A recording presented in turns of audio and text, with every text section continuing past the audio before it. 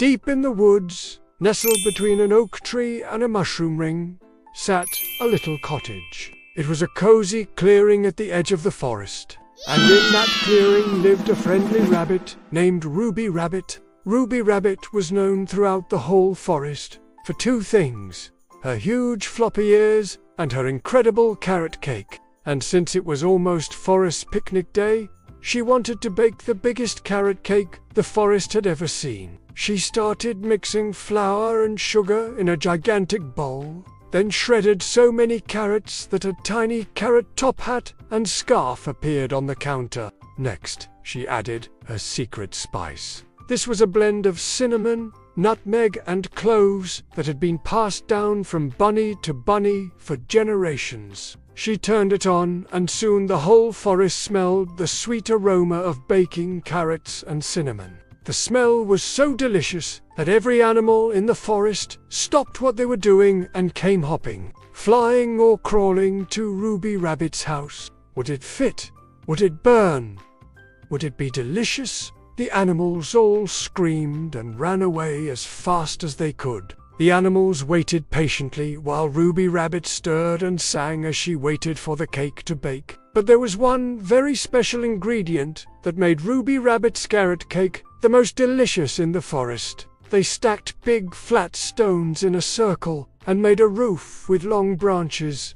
The explosion had made a giant cloud of cake crumbs, and as the crumbs floated through the air, they disappeared after a few seconds. Where did they go?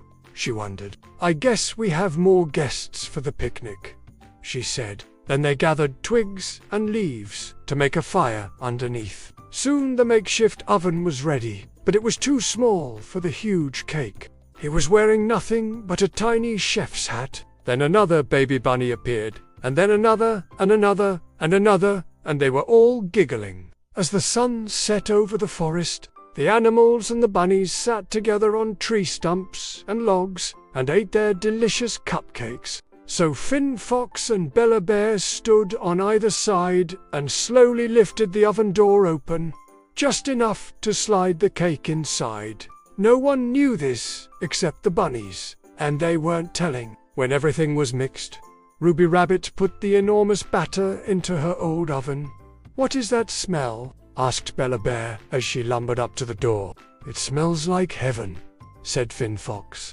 His tail curled up like a cinnamon stick. They waited and waited, and soon it got dark, because Ruby Rabbit had never baked a cake this big before. She didn't know how long it would take to bake. "Heaven is right," said Ruby Rabbit, opening the oven door. But when she took out the cake, she realized that her oven was too small for such a huge cake. "Oh, dearie me," she said.